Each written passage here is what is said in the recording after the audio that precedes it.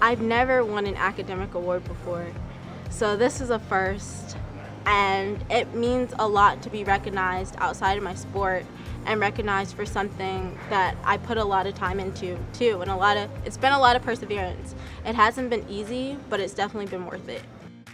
Central has prepared me for my career moving forward by giving me these opportunities to try, to excel.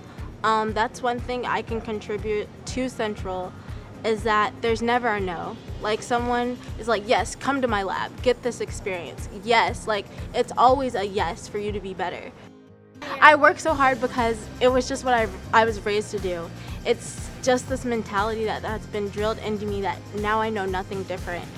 And, you know, playing tennis, being an athlete, you learn to love the grind, and there's no change with that when it comes to my schoolwork.